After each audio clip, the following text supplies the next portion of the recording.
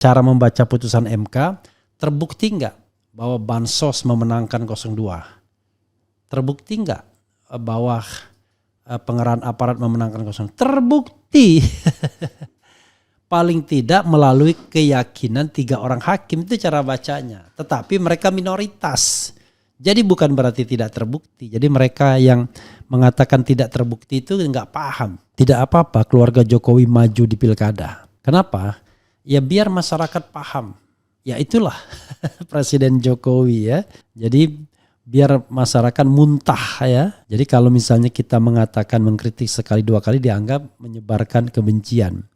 Atau karena kita sakit hati. Nah sekarang biarkanlah dia mencalonkan diri biar muntah kita semua ya. Tapi harus diingat pemilihan kepala daerah itu pada bulan November. Sementara Jokowi habis pada bulan Oktober. Bisa juga dia punya kesempatan untuk melakukan bansonisasi pada taraf akhir pemerintahannya. Tapi pertanyaannya adalah apakah para menteri ikut atau enggak? Itu jadi masalahnya ya. Kalau misalnya ikut, wah kebangetan ya.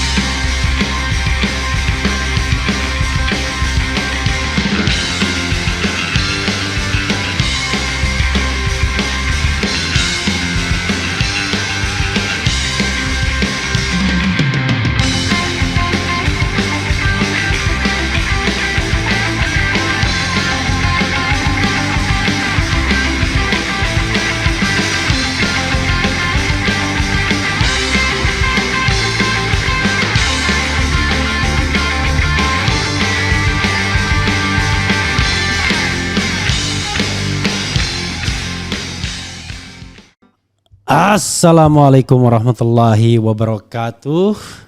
Sobat RH sekalian, jumpa lagi kita di channel yang keren ini. Keren cadas ya. Ya sobat RH sekalian, kita coba ulas apa yang dinyatakan Perludem ini, bahwa Jokowi bakal cawe-cawe di Pilkada 2024. Kok kita diam terus, diam saja ya. Itulah hebatnya ya. Apalagi para intelektual yang dulunya kritis tapi sekarang sudah terjebak ke dalam lingkaran kekuasaan Presiden Prabowo dan Jokowi, sudah tidak bersuara lagi. Maka ya suaranya ya terpaksa dari kita. Oke, coba kita bacakan dan kemudian kita bahas ya. Perludem prediksi Jokowi bakal cawe-cawe di Pilkada 2024. Tempo.co Jakarta, Perkumpulan untuk Pemilu dan Demokrasi dalam kurung Perludem, memperkirakan Presiden Joko Widodo alias Jokowi bakal cawe-cawe terhadap pemilihan kepala daerah atau Pilkada 2024. Manajer program Perludem, Fadli Ramadhanil, menyebut politisasi bansos dan mobilisasi aparat akan tetap terjadi di Pilkada 2024. Apalagi dalam fakta persidangan sengketa Pilpres 2024, politisasi bansos dan mobilisasi aparatur dari pusat sampai desa telah disinggung dan diperkuat lewat dissenting opinion dari 3 hakim Mahkamah Konstitusi. Itu politisasi bansos dan mobilisasi aparat juga yang akan terjadi di Pilkada 2024, ucap Fadli dalam diskusi refleksi hasil pemantauan kinerja dan menakar netralitas penjabat di Pilkada 2024 pada Senin 29 April 2024 di kawasan Cikini. Jadi sobat era sekalian ya, cara membaca putusan MK, terbukti nggak bahwa Bansos memenangkan 02? Terbukti nggak bahwa pengerahan aparat memenangkan 02? Terbukti. Paling tidak melalui keyakinan 3 orang hakim, itu cara bacanya. Tetapi mereka minoritas. Jadi bukan berarti tidak terbukti. Jadi mereka yang mengatakan tidak terbukti itu nggak paham ya. Kalau misalnya ada yang mengatakan tidak terjadi politisasi bansos di Pilpres 2024 Dan ternyata dari 8 orang yang menyatakan tidak terbukti 5, lalu 3 menyatakan terbukti. Itu namanya bukan tidak terbukti, terbukti cuma kalah suara. Paham nggak? Ya. Fadli menduga upaya intervensi Jokowi akan sangat tampak pada daerah-daerah yang menjadi arena pertarungan bagi anggota keluarganya atau koalisi pemerintah yang didukung bekas wali kota Solo itu. Menurut dia, upaya politisasi bansos dan mobilisasi aparat di Pilkada 2024 sebenarnya bisa ditekan dengan putusan MK. Sayangnya, kata Fadli, putusan MK yang menolak dalil politisasi bansos dan mobilisasi aparat.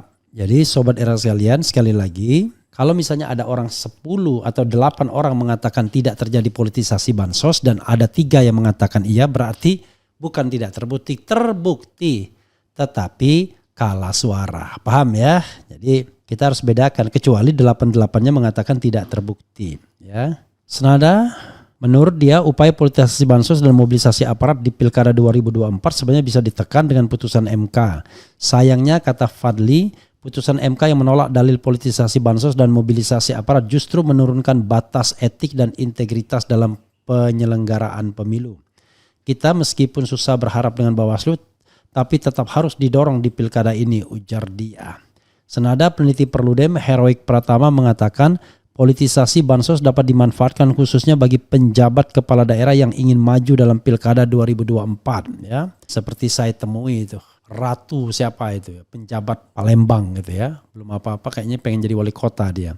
Penjabat kepala daerah yang maju bisa mempersonalisasi bansos untuk kepentingan elektoral dia. Karena itu perlu mendesak pemerintah untuk memperketat regulasi yang mengatur pembagian bansos jelang pemilu, khususnya pilkada yang akan diselenggarakan serentak pada 27 November 2024. Harusnya penjabat itu tidak boleh mencalonkan diri sebagai bupati atau wali kota di daerah dia menjabat. Kalau di daerah lain silahkan, tapi di daerah di tempat dia menjabat nggak boleh harusnya, ya.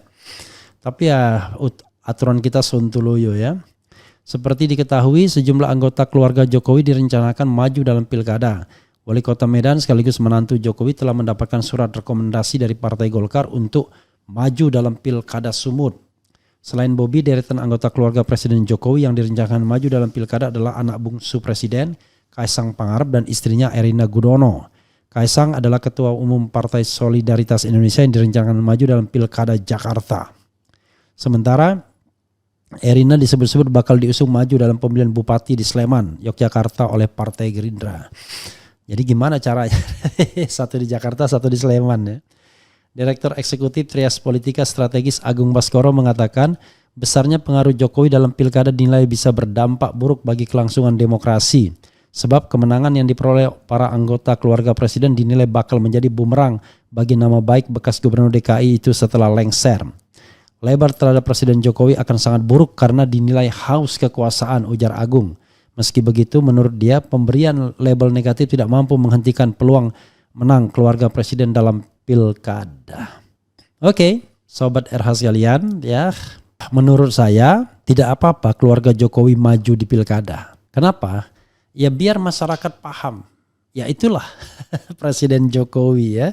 Jadi biar masyarakat muntah ya. Jadi kalau misalnya kita mengatakan mengkritik sekali dua kali dianggap menyebarkan kebencian. Atau karena kita sakit hati. Nah sekarang biarkanlah dia mencalonkan diri biar muntah kita semua ya. Tapi harus diingat pemilihan kepala daerah itu pada bulan November. Sementara Jokowi habis pada bulan Oktober. Bisa juga dia punya kesempatan untuk melakukan bansonisasi pada taraf akhir pemerintahannya. Tapi pertanyaannya adalah apakah para menteri ikut atau enggak? Itu jadi masalahnya ya. Kalau misalnya ikut, wah kebangetan ya. Berarti hebat sekali. Tapi kalau tidak ikut, saya kira karena dia pada lame duck office. Saya mengatakan sekarang ini siapa lagi yang mau mendengarkan Jokowi? Ya, sudah selesai Jokowi. Ya, sooner or later nanti dia akan ya dicuekin saja ya. Jadi menurut saya tidak perlulah ya. Tidak perlu kita apa ya istilahnya. Tidak perlu kita khawatir gitu ya. Bahwa Jokowi tetap akan mendominasi. Kita akan lihat bahwa dia sudah akan tidak kuat lagi nantinya. Oke, sobat era sekalian, hari ini ada acara halal bihalal ya di rumah di rumah Anies Baswedan. Sengaja saya tidak datang ya, karena saya menganggap ngapain datang dengan bercampur dengan orang-orang yang belum apa-apa saja sudah berkhianat terhadap perjuangan perubahan ya. Jadi kita harus tegas dong ya. Dan menurut saya Anies bukan orang yang tegas dalam hal ini. Di sini coba lihat ya, di barisan depan ada dari partai pendukung, ada sekjen sekjen Nasdem ya kan, kemudian ada dari PKB, ada dari PKS ya. Padahal kita tahu mereka semua orang-orang yang sudah melipir ya kan. Ngapain pula kita? Tinggal kita tunggu PKS apakah akan melipir atau tidak ya. Jadi ya bolehlah sekedar untuk apa ya. Ya artinya datang tampak muka, pergi tampak punggung ya, bolehlah. Tetapi saya kira kita harus punya sikap yang tegas ya kepada orang-orang yang mengkhianati perjuangan perubahan.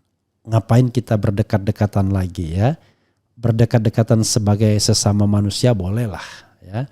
Tapi kalau dari sisi political visionnya ya sudah berbeda. Apalagi yang diharapkan oleh Anies dari partai-partai pendukungnya ini ya. Apakah dia mau kong kali kong dengan PKB ya, yang katanya membiarkan PKB masuk dalam pemerintahan nanti 3 tahun akan mendukung Anies. Kalau begitu saya katakan bullshit ya. Kalau kita mau berjuang untuk perubahan ya benar-benar berani di luar pemerintahan. Kalau Nasdem jangan dibilang lagi ya.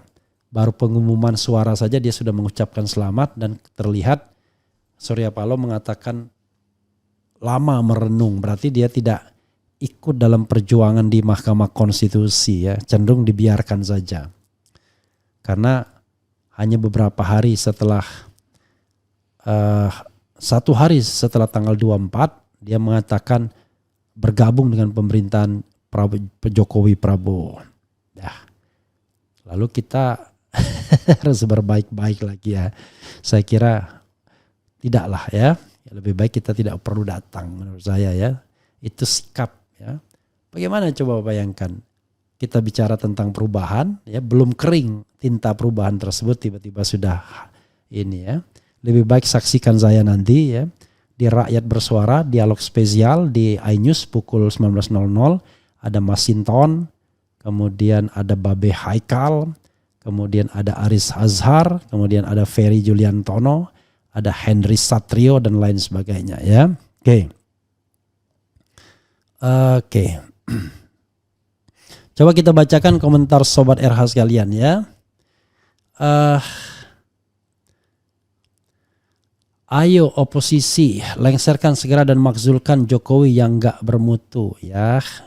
Assalamualaikum Bang Refli dari Jombang, kotanya Gus Imin.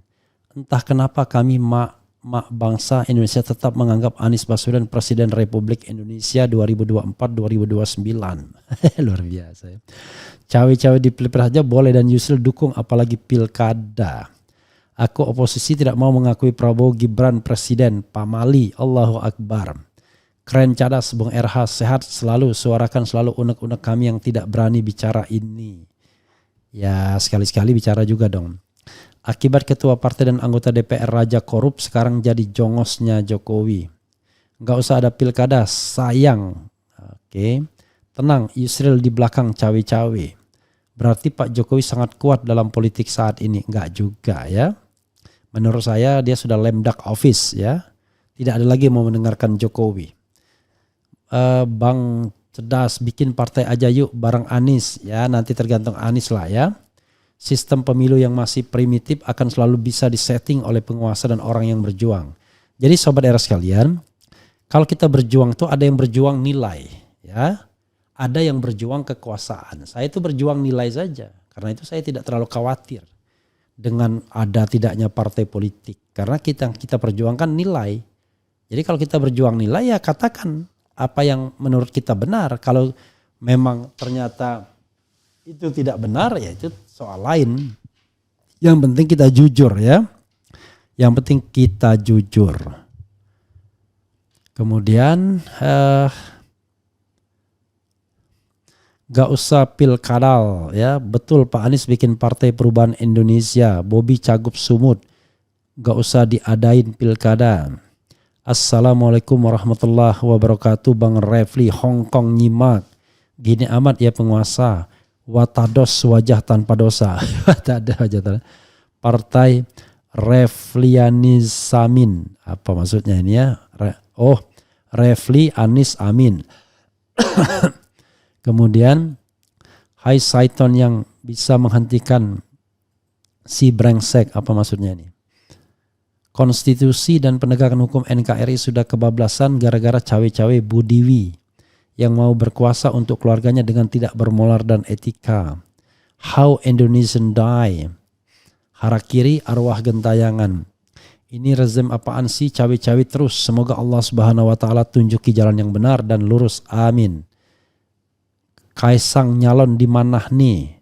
Joko Widodo sekeluarganya insya Allah ada yang berani Oke, nggak boleh ngomong macam-macam ya. Jokowi itu raja bro. Kemudian jadi yang kira-kira Bang RH nggak usah dibahas lagi lah rezim curang dan rakus ini muak. Ya tetap bahas dong. Lalu kita mau bahas apa? Bahas jalan-jalan aja ya. Nanti kita bahas jalan-jalan. Nanti nggak ada yang nonton lagi ya. Kemudian apa lagi ya? Jadi sekarang kalau ada yang aneh-aneh itu langsung saya buang ya. Hukum itu bukan tentang kuantitas. Beginilah kalau keputusan hukum memakai cara demokrasi. Yang akhirnya keputusan hukum bukan tentang kebenaran tapi tentang siapa yang banyak. Wajib ada tindakan nyata pada Joko Widodo sekeluarganya, wajib dimusnahkan dari muka bumi ini. Jadi sobat era sekalian ya, kalau mau berpendapatlah membela Jokowi tidak apa-apa. Tapi kalau kemudian ngatain saya ngapain gitu. Kok tiba-tiba kok ya. Jadi membela Jokowi tidak berarti Anda harus ngatain orang gitu loh. Makanya saya buang ya. Harus serangkaian dong tujuannya ketika ada kebijakan pusat yang berada di lahan daerah kan harus persetujuan Pemda setempat. Kemudian misalnya ini mantap Kaisang Gubernur Jakarta. Enggak ada masalah bagi saya ya. Anda boleh mendukung tapi kalau Anda ngatain saya maka saya akan hilangkan ya komentarnya. Pejabat tersandra kasus korupsi dan rakyat buta karena bansos, BLT, presidennya licik dan serakah, sulit untuk dikalahkan. Ya pastilah kalau udah lolos satu bakal lanjut lagi berasa yang punya negara.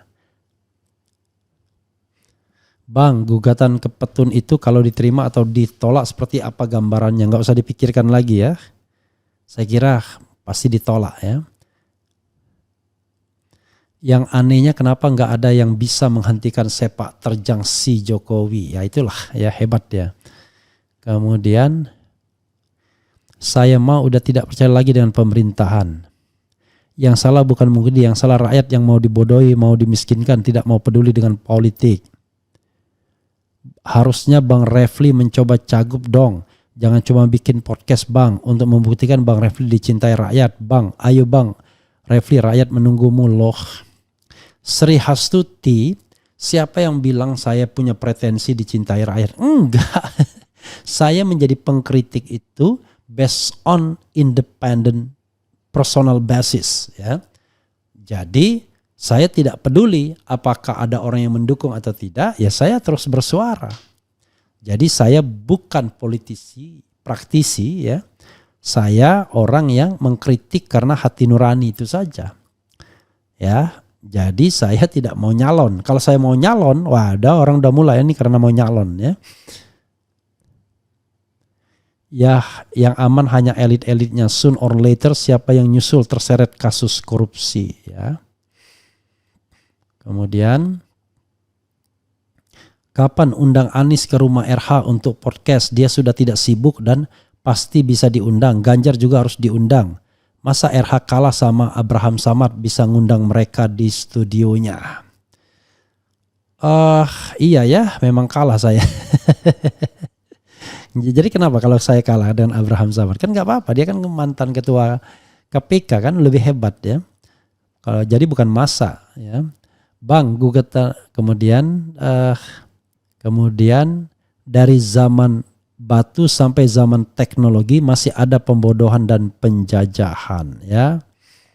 Kemudian Prof RH, terima kasih sudah konsisten di jalan perubahan, tapi boleh nggak sih saya pesimis dengan perubahan? Ya boleh lah ya. Yang tidak boleh adalah Anda menghina orang, nggak boleh ya. Tapi kalau Anda katakanlah mengkritik kekuasaan dengan keras, boleh ya.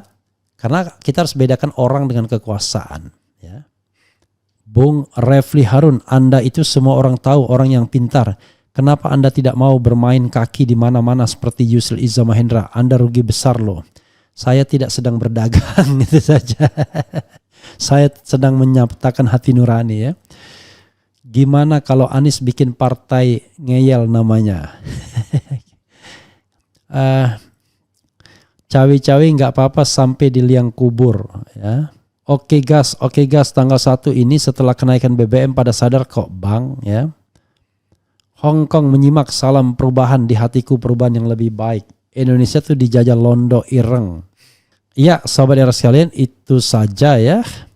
Jadi kalau saya sekarang agak tegas dengan mereka-mereka yang ngeritik nggak karu-karuan, ya mohon maaf ya. Jadi kita harus jelas dan tegas ya. Karena ke depan kita ingin wacana yang mencerahkan ya, bukan saling mengata-ngatain ya. Kalau kritik pemerintahan boleh, tapi kalau menghina pribadi-pribadi tidak boleh ya. Kecuali kalau dia tokoh-tokoh publik yang memang punya jabatan publik is okay ya. Itu saja sobat era sekalian. Wassalamualaikum warahmatullahi wabarakatuh. Keren cadas.